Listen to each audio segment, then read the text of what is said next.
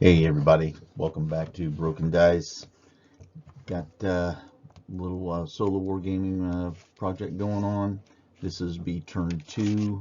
Let's do a little recap of what's going on. In turn 1 we had a Roman column. I'm going to mess this word up, so don't hold it against me. A vexillatones, which is basically an ad hoc formation where you put different units together to do a specific thing. So in this scenario, I've put together a small column, and the scenario is to go assist another tribe, but in doing so, they've been ambushed by some local tribesmen who are probably unhappy with Roman occupation. The first turn didn't go so well for the Romans. Obviously, they were in column formation. And since I'm using Hail Caesar rules, we all know in Hail Caesar, a unit caught in column formation doesn't do very well in combat. But all in all, I think the Romans held out fairly well. They only lost their cavalry support, which was bad. One cohort of infantry and all the slingers, but they're still in the fight. So let's get on to turn 2.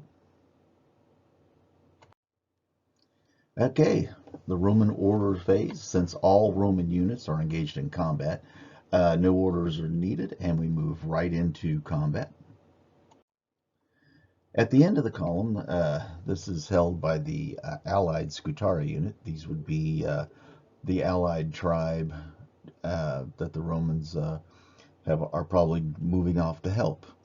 They held out really well the first turn. I was surprised, getting hit in column, and I just really thought it would have crumbled, but it didn't. So they they survived. I was very, very surprised. So let's see if they can hold on. But they didn't. The dice weren't as kind to them this turn, being hit in both flanks.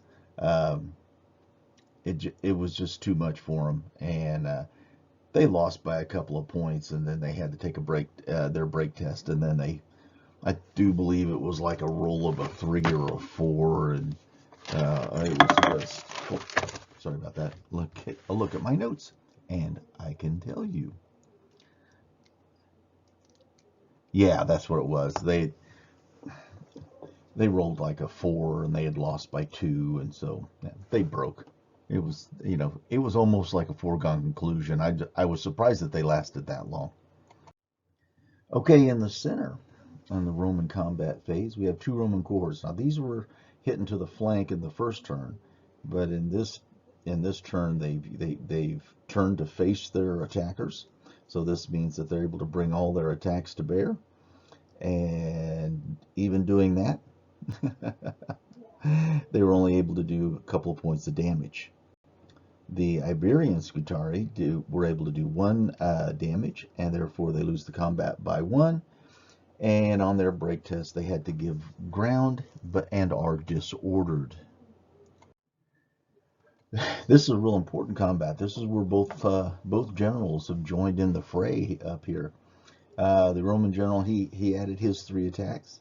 The Iberian general added his 3 attacks, and there's no damage done by either side. I am amazed. I am amazed at the dice rolling, but no damage was done. But they both had to take a test because they both had added their combat dice to the combat. So luckily for both sides, neither one was killed, neither one was wounded. So the fight continues. All right, let's move to the Iberian turn, their orders phase. All right. Due to the proximity rule with the units that have destroyed the Allied Scutari, um, they were outside of their initiative move to make contact with the Romans, so therefore they just moved closer to the combat and faced the nearest Roman cohort. The Iberian general has to issue an order to his cavalry and their subunit of Catrati to move in and help out with the combat with the veteran Roman cohort, but they failed. and they actually failed fairly miserably. And so they just remain in place and take no part in the combat. Iberian combat phase.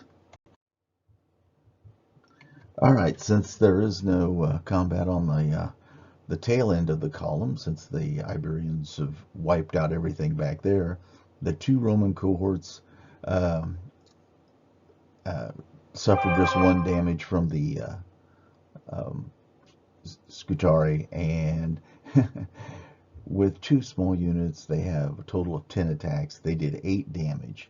Now, when you do that much damage to a unit that already has 5 damage, that became 13, which is more than double the stamina of the unit, and therefore that unit is destroyed outright on the battlefield.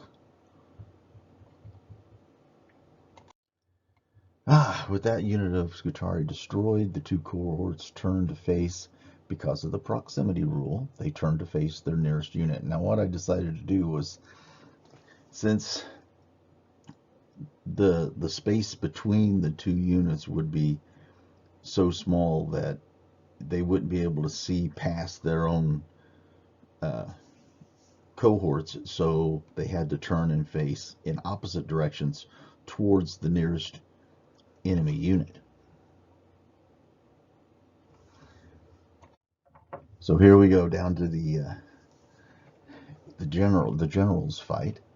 Again, they both added their 3 attacks in this combat, and it was a drawn combat. Both sides did 3 points of damage, but more importantly, in this one, the Roman general passed his test to see if he was wounded or not, or got killed outright. But the Iberian general failed. He failed pretty badly, and he wound up luckily just being wounded, which is fortunate because he can still issue orders, but he can no longer add his dice into the combat.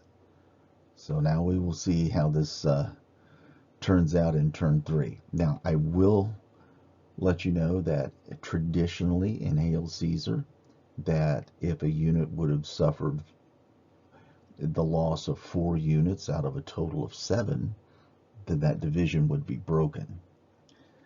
But I am of a mind that these Romans wouldn't pay too much attention to the fact that they've lost so many allied troops that they would fight on. So I'm going to give them one more turn to see if they can't turn the tables on this.